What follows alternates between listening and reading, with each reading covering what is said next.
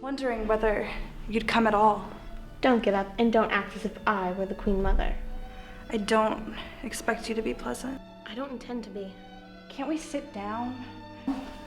Just for a moment. I've got a lot to say, and none of it is easy. There can't be very much. But there is. And easy or not, I won't believe a word. Why shouldn't you? Please, sit down. You know, I've always considered myself a very clever girl. Smart, good head on my shoulders, that sort of thing. Never the wrong word at the wrong time. But then, I'd never met Addison DeWitt. I heard myself saying things I wasn't even thinking, as if my mind were outside of my body and I couldn't control what I did or said. And you felt just like that talking to Addison? Well, in a way, you find yourself trying to say what you mean, and then the words change. They become his words. Do you expect me to believe that you said nothing and it was all Addison? No, I don't expect you to believe anything except that the responsibility is mine, and the disgrace. Let's not get overdramatic. You've really got a low opinion of me, haven't you? Well, I'll give you some pleasant news. I've been told off in no uncertain terms all over town. Miss Channing should be happy to hear that, to know how loyal her friends are, how much more loyal than she had the right to expect me to be. So, tell me, how did your lunch go with that man from Hollywood? Some vague promises of a test, that's all. If a particular part should come along, one of those things.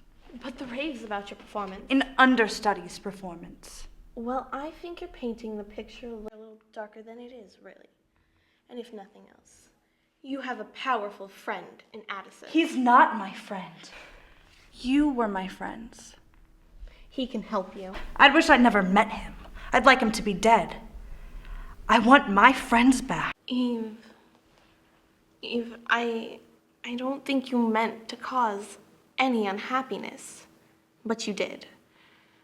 Perhaps more to yourself than anyone else. I'll never get over it. Yes, you will. You theater people always do. Nothing's forever in the theater. Love or hate, success or failure, whatever it is, it's here. It flares up, it burns hot, and then it's gone. I wish I could believe that. Just give yourself time. Don't worry too much about what people think. Believe if there's anything I can do. There is something. I think I know. Something most important that you can do. You want to play Cora. You want me to tell Lloyd I think you should play it. If you told him so, he'd give me the part he said he would.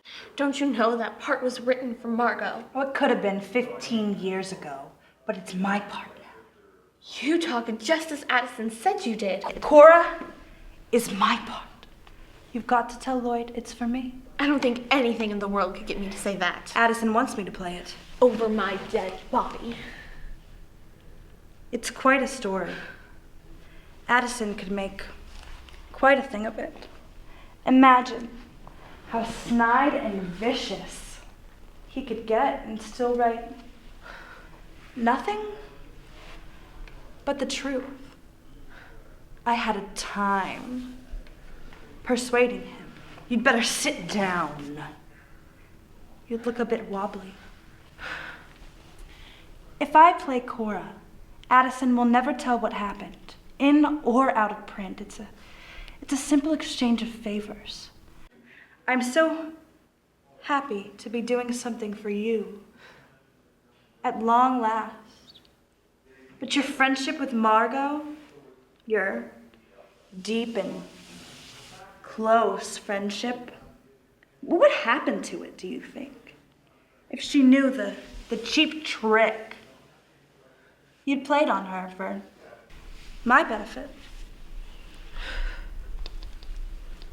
A part in a play. You do all this for a part in a play. I'd do much more for a part that good.